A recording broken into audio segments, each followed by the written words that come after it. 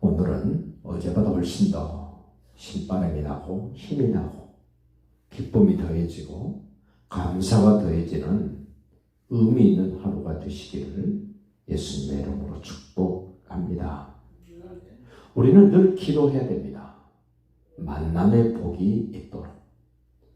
이 기생 라합과 살몬이라는 사람이 만나는 이 여리고의 정탐, 여리고 성벽 위에서 만나는 이 만남이 얼마나 중요하냐면 마태복음에 예수님의 족보 60개가 나옵니다.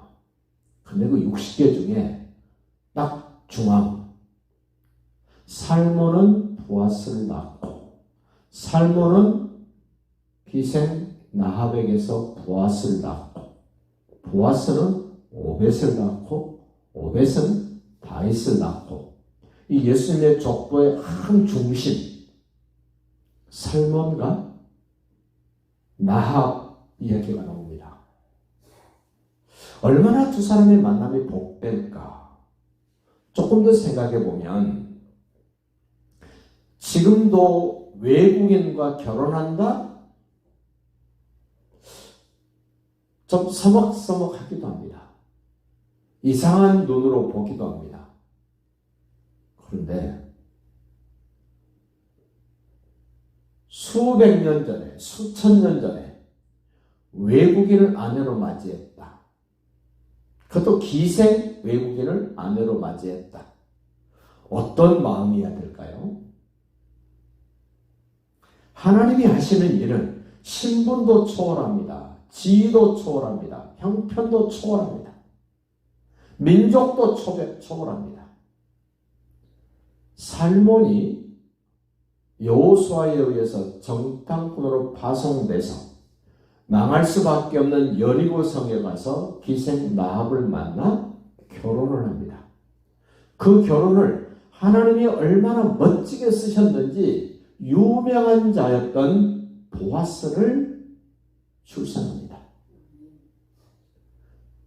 예수님을 쏙빼 닮은 보아스. 힘없고 가난하고 어려운 자들에게 한없이 베풀 수 있는 넉넉한 그 마음이 어디서 왔겠습니까? 어머니 라합으로부터, 아버지 살몬으로부터 이어받은 그 보아스. 구약에 등장하는 수많은 사람 가운데 예수님의 성품을 정말 많이 닮은 사람 중에 한 사람, 보아스. 두 사람의 만남을 통하여 그 보아스가 태어난 것.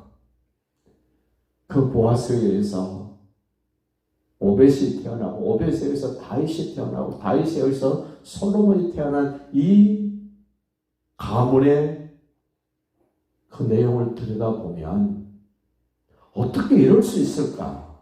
오늘 짤막하게 지금 3절밖에 안 됩니다만은 그들이 가서 산에 이르러 라합이 일러주는 대로 3일 동안 숨습니다. 그 지형을 너무 잘 알고 있고 그 여리고에 사는 그 경찰들, 군인들, 특수부대 사람들의 생리를 잘 알고 있는 기생 라합이 완벽하게 알려줍니다. 3일 지나면 너희를 찾던 사람들이 다 본부로 돌아갈 거야. 더 이상 너희들 찾지 않을 거야. 그것을 알고서 말해준 기생 라합의 말을 그대로 받아들입니다. 그대로 믿습니다. 그대로 따릅니다. 한 곳에 3일 동안 있다는 거 이거 바보짓 아닙니까? 거처로 옮겨야 되고 안전한 곳을 찾아야 되고 피해야 되고 점점점 자기들이 왔던 곳으로 가까이 가야 됨에도 불구하고 3일 동안 꼼짝 안 하고 그 자리에 있습니다. 얼마나 살몬이라는 사람이 두 정탐꾼이 기생 라합을 신뢰했으면 이럴 수 있을까? 우리의 만남도 서로의 생명을 살리는, 생명을 보장하는, 그리고 서로가 신뢰할 수 있는 그런 만남이 될 수 있기를 바랍니다.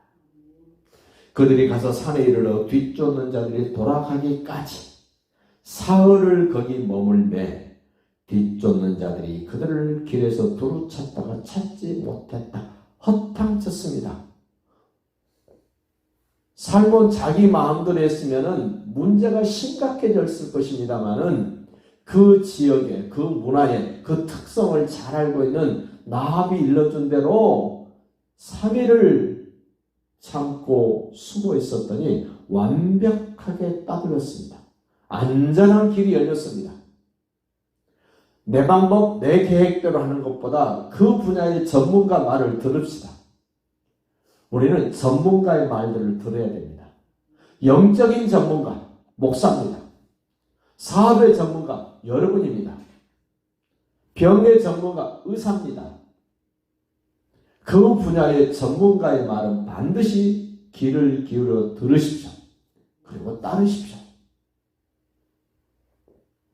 23절입니다. 그 두 사람이 돌이켜 산에서 내려와 강을 건너 눈의 아들 여호수아에게 나갔다. 요단을 건너온 겁니다. 그들이 여호수아에게 돌아가서 여호수아에게 보고를 합니다. 그들이 겪은 모든 일을 보고했다. 그 보고의 핵심이 뭐겠습니까? 기생 나합 만나는 것. 기생 나합이 들려준 말. 여리고 성에 살았던 사람들이 간담이 녹았고 정신을 잃었습니다. 무엇 때문에? 하나님이 언약 백성들에게 해주신 일들을 듣고 그들은 정신을 잃었고 간담이 녹았고 다리가 후들거려서 아무것도 할 수 없는 상황인 것을 듣고 보았습니다. 그리고 확인했습니다. 그 내용을 여호수아에게 보고합니다. 다시 말하면 두 정탐꾼 살몬이 보고 드는 것, 간증을 지금 하는 겁니다. 보고 들은 것을 말합니다. 하나님이 하신 일을 말합니다. 여러분과 저도 해야 될 일이 있습니다. 예수님이 무슨 일을 어떻게 해놓으셨는가를 보고 들었으면 그걸 확인해 보시고 그것을 간증하시기 바랍니다. 그것이 전도입니다. 그것이 선교입니다. 다른 사람의 생명을 살립니다. 하나님의 뜻을 이루게 됩니다. 24절로 보십시오. 또 여호수아에게 이르되 진실로 여호와께서 그 온 땅을 우리 손에 주셨으므로 그 땅의 모든 주민이 우리 앞에서 간담이 녹더이다 하더라. 대표적으로 간담이 녹은 사람 기생 나합입니다. 제대로 간담이 녹은 사람 기생 나합입니다. 여리고성에 살았던 많은 사람들이 간담이 녹았습니다. 정신을 잃었습니다. 다리가 후들거렸습니다만은 그 여리고성에서 유일하게 구워놓고 유일하게 살아남고 유일하게 하나님의 사람이 된 사람은 기생 나합과 그 가족밖에는 없습니다. 나머지는 정신이 잃었고 간담이 녹았고 다리가 후들걸렸는데 그 상태로 그들은 죽습니다. 그 상태로 그들은 망합니다. 왜 그렇습니까? 만나야 될 사람을 못 만났기 때문에 그렇습니다. 기생 나합은 만나야 될 사람을 바르게 만났습니다. 확실하게 만났습니다. 하나님이 하신 일을 다시금 보고합니다. 이런 말씀을 좀 드리고 싶습니다. 우리는 현실만 봐야 됩니까? 아니면 미래를 봐야 됩니까? 현실만 바라봤다면 여리고성에 살았던 사람들과 똑같았을 것입니다. 그런데 미래를 바라봅니다. 하나님이 이 땅을, 이 여리고성을 당신들에게 주실 것으로 확신했습니다. 살몬도 하나님이 그 땅을 우리에게 주신 것을 확인했습니다. 현재를 보고 미래를 보는 것으로 우리는 만족할 수 없습니다. 영원한 세계를 볼 수 있기를 바랍니다. 주님의 영원한 통치, 주님이 이 여리고를 우리에게 주신다는 미래적인 것뿐만 아니라 현실 속에서도 정말 하나님이 이미 다 작업 끝내놨습니다. 간담이 녹았습니다. 정신을 잃었습니다. 그리고 그들이 다리가 후들거려서 아무 짓도 할 수 없는 지경으로 하나님이 현실적으로 만들어놨습니다. 미래적으로 그들은 우리의 밥입니다.